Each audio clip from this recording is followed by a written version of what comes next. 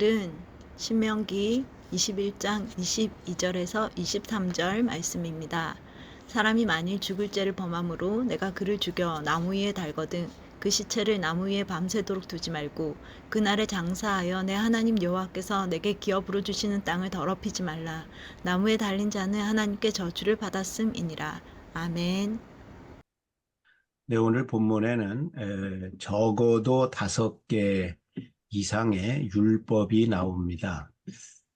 우리가 지금 신명기를 통해서 계속해서 율법을 생각하고 있습니다. 이런 기회에 율법을 한번 훑어보지 않으면은 아마 뭐 우리 평생에 율법을 훑어볼 그런 기회가 없을 겁니다. 여러분 오늘 보시면서 우리가 그 흔히 율법과 복음의 상관관계를 잘 모릅니다. 심지어는 어, 학자들도 잘 모릅니다. 신약 학자들의 경우에는 이 구약의 율법에 대해서 완전히 무지한 그런 경우도 있습니다. 그래서 반대되는 말을 하는 경우도 있습니다. 오늘 말씀을 보면서 여러분 그 율법과 복음이 서로 반대되는 것인지 아니면 동일한 것인지 일치되는 것인지 그걸 한번 생각해 보시기 바랍니다. 본문에 주요 동사로 나오는 것이 6개인데 그 중심으로 말씀을 해보겠습니다. 첫째, 사람이 만일 죽을 죄를 범함으로 하였습니다. 죽을 죄를 범한다. 첫 번째 주요 동사입니다. 죽을 죄를 범한다. 대제사장이 예수님을 신문하면서 그날 밤에 목요일 말하자면 밤이죠. 금요일 자정경에 군중에게 물었습니다. 이 예수라는 이자를 어떻게 하겠느냐? 그랬더니 거기 모인 군중들이 사형에 해당합니다. 사형에 처하십시오. 저놈은 죽을 놈입니다. 이렇게 대답을 했습니다. 두 번째 동사, 내가 그를 죽여. 사형에 해당되는 사람은 반드시 죽이라고 하나님이 명령하십니다.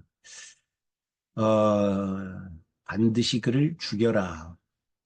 예수님이 신문을 밤중에 당하기 시작하셨는데 신문 당하기 시작하신 후 12시간도 되지 않아서 금요일 아침에 사형이 집행됩니다. 골고다 언덕에서.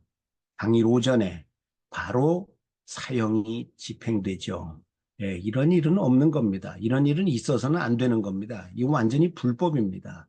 그런데 22절에 네가 그를 죽여 이 율법이 예수님에게 그대로 적용이 됩니다. 그래서 당일 아침에 사형이 집행됩니다.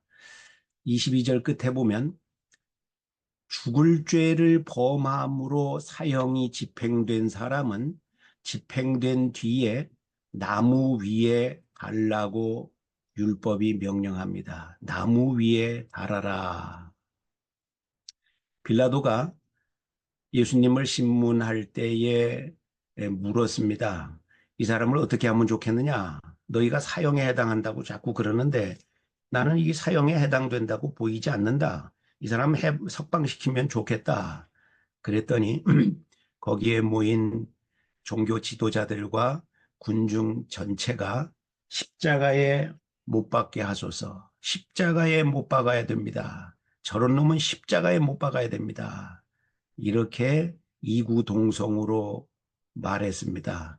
그래서 빌라도가 어쩔 수 없이 예수님을 군중에게 내주고 그리고 사형 집행을 하라고 그렇게 명령을 했습니다.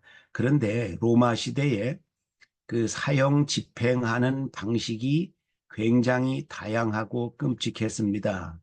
그런데 그 중 하나가 나무 위에 매다는 겁니다. 나무 위에 매다는 거. 여러 종류의 형태의 나무 위에 매다는 게 있었는데 예수님은 십자가 모양으로 된 그 나무 위에 매달리셨습니다. 예, 나무 위에 매달아서 예수님을 죽였습니다. 그 다음에 23절에 보면은 시신을 밤새도록 두지 말라 그랬습니다.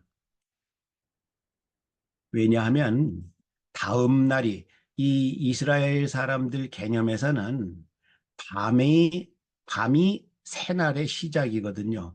하늘에 샛별이 세 개 뜨는 그 시각이 새날의 시작입니다. 그러니까 그 시신을 밤새 나무 위에 매달아 놓지 말아라 하는 것은 새날을 더럽히지 말라는 것입니다. 그런데 예수님이 그 십자가 나무 위에 매달려서 놀랍게도 6시간 만에 소천되셨습니다. 원래 십자가형을 당하면은 로마 사람들의 기록에 의하면은 72시간 정도 지나야 질식해서 숨이 끊어집니다.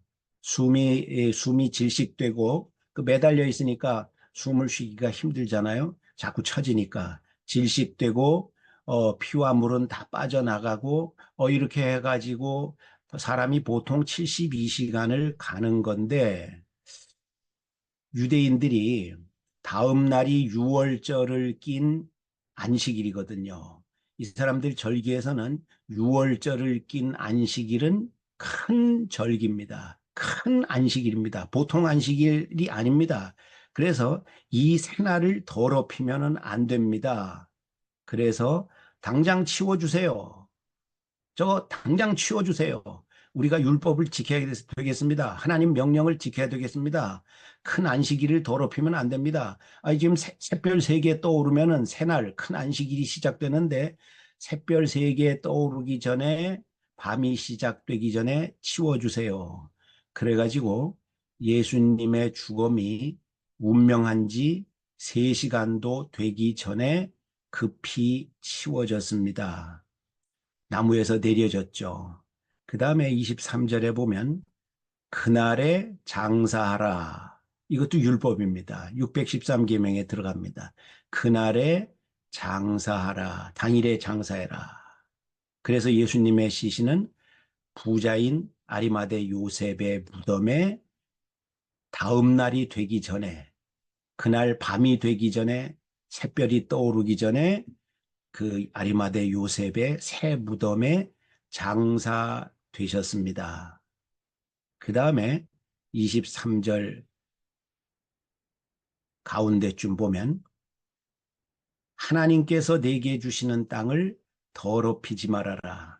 나무에 달린 자는 하나님께 저주를 받았기 때문이다.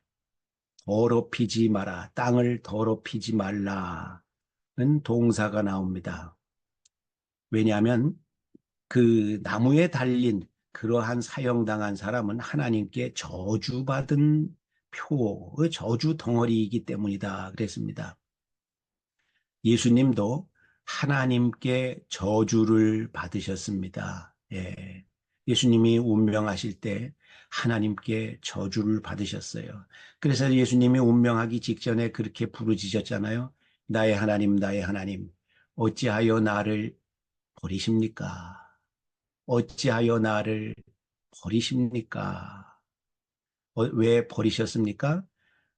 예수님이 그 순간에는 하나님 아버지로부터 저주받은 존재이기 때문에 아버지와 자식의 관계가 끊어진 것입니다. 버림받은 겁니다. 저주 덩어리가 되신 겁니다. 어찌하여 나를 버리셨습니까? 나를 위해서, 우리를 위해서 예수님이 저주 덩어리가 되신 겁니다.